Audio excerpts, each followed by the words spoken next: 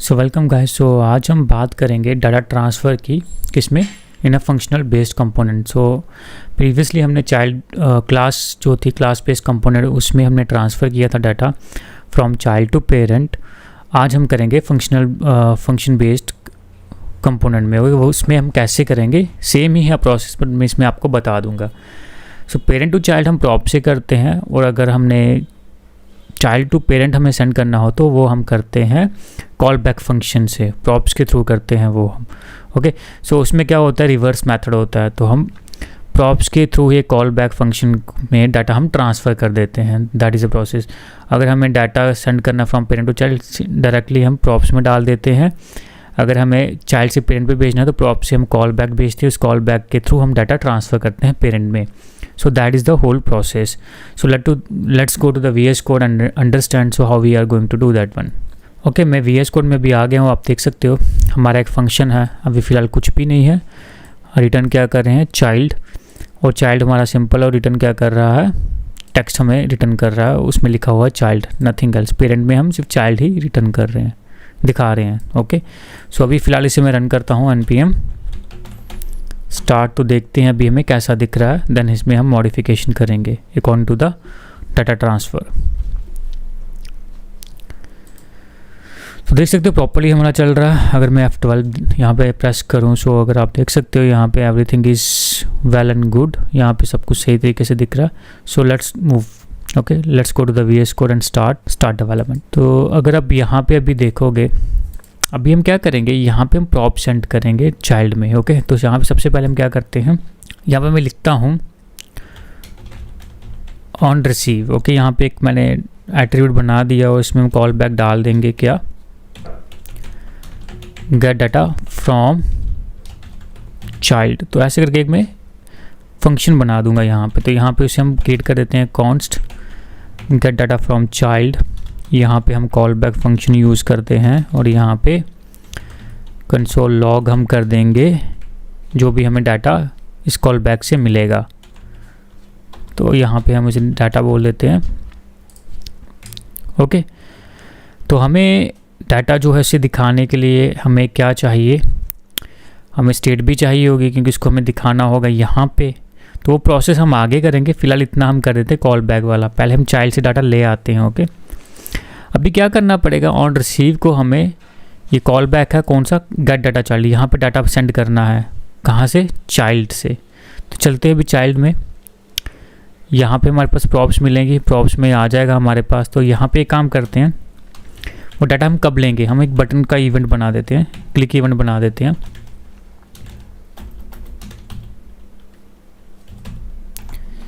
तो उस click event में हम क्या कर देंगे, यहाँ पे लिख देंगे सेंड डाटा। ओके, यहाँ पे लिख दो ट्रांसफ़र डाटा।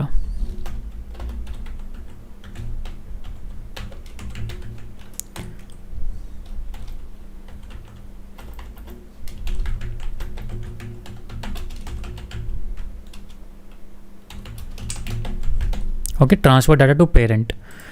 यहाँ पे हम कॉल बैक बना देते हैं, यहाँ पे लिखते हैं कॉन्स्ट ट्रांसफ़र डाटा, ये रहा कॉल बैक। ओके, तो ये हमारा रिटर्न से बाहर होगा, ये आपका फंक्शन में होगा। तो जो भी प्रॉप्स है, प्रॉप्स में हमारे पास क्या आ रहा है, अगर आप देखोगे ऑन रिसीव क्या है, कॉल बैक है। कॉल बैक जो है, इसमें हमें डाटा सेंड करना पड़ेगा। तो मैं क्या करता हूँ, यहाँ पे एक हम यूज़र्स करके एक अरे बना देते हैं। यहाँ पे हम आईडी देते हैं जो हम की के लिए यूज़ करेंगे। ओके, देन हम यहाँ पे यूज़ करते हैं नेम, यहाँ पे हम करते हैं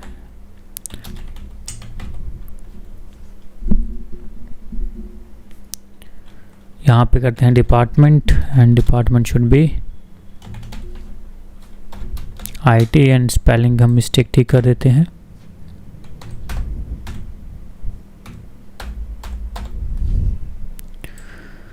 और हम यहाँ पे करते हैं इसे कॉपी।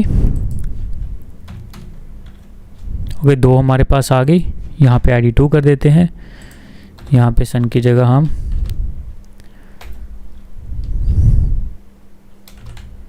एडम कर देते हैं और यहाँ पे हम यूज़ करते हैं admin. Okay, so that's it. अभी ये जो यूज़र्स है ऐसे फॉर्मेट करने तो पहले मुझे यहाँ पे इसे छोटा कर देता हूँ। ये हमारा हो गया है यूज़र्स, एक हमारा क्या है अरे है, ऑन रिसीव पे हम उसे डाल देंगे। तो उसे थोड़ा छोटा करने दो। प्रीटीफायर से क्या हुआ, इसी एक लाइन में डाल देते हैं। Okay, let it be like that. Okay, time waste हो जाएगा, so let it be like that. तो हमारे पास एक अरे है, जब भी हम इस पर क्लिक करेंगे, चाइल्ड पे जो बना हुआ बटन है ट्रांसफर है, जब भी हम इस पर क्लिक करेंगे तो क्या होगा, वो डाटा सेंड करेगा। ये हमारा फंक्शन कॉल होगा ट्रांसफ़र डाटा। जैसे ट्रांसफ़र डाटा होगा प्रोसेस में, जो भी हमारा कॉल बैक ऑन रिसीव, वहाँ पे हम डाटा डाल देंगे। तो हमें क्या भेजना है, यूज़र्स। यहाँ पे हम क्या करते हैं, स्टाइल ऐड करते हैं। लेट मी चेक, हमारी क्लास थी यहाँ पे, अगर मैं क्लास चेक करूँ, ओके, कंटेनर क्लास यूज़ कर लेते हैं।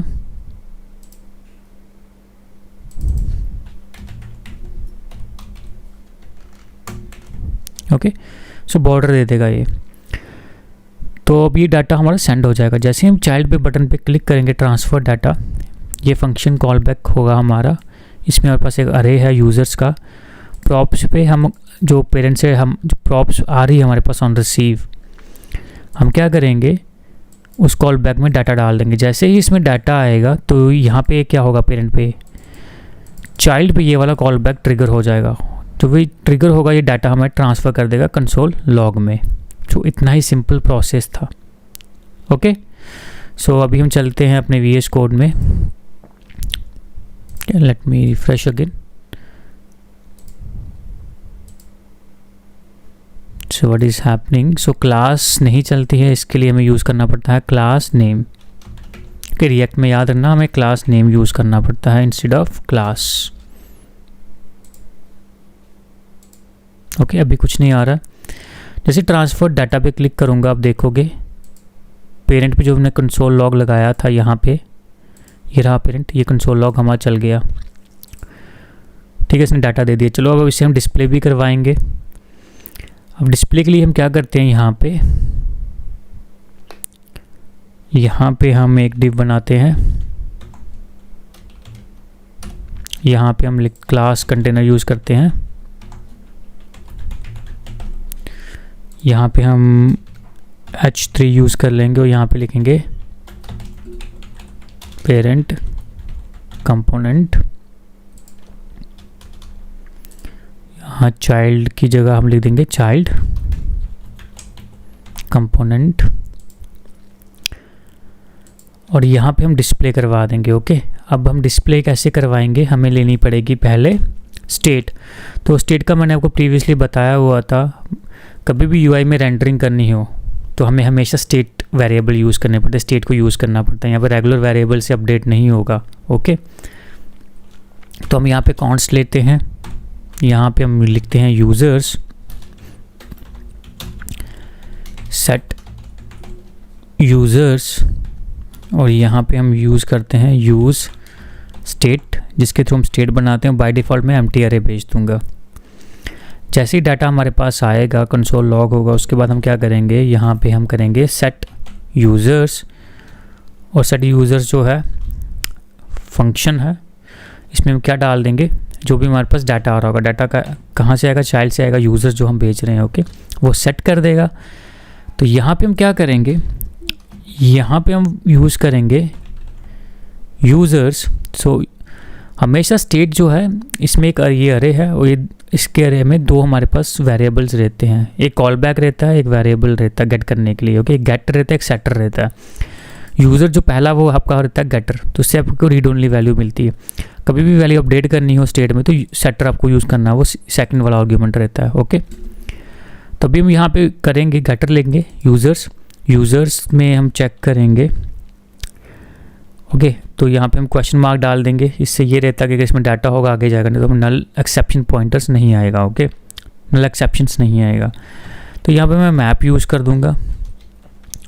मैप में हम यूज़ करेंगे यूज़र, तो यहाँ पे USR लिख देते हैं। यहाँ पे हम क्या करेंगे, एक लिस्ट ले लेते हैं और यहाँ पे हम क्या करते हैं, वैल्यू डिस्प्ले करवा देते हैं। तो सबसे पहला हमारा क्या है, यूज़र के अंदर हमारे पास क्या है, नेम है, वो डिस्प्ले करवा देंगे। यूज़र डॉट ID है, ID हम अब यहाँ पे यूज़ नहीं करेंगे, हम यहाँ पे डिपार्टमेंट यूज़ कर लेंगे। That's it. ओके,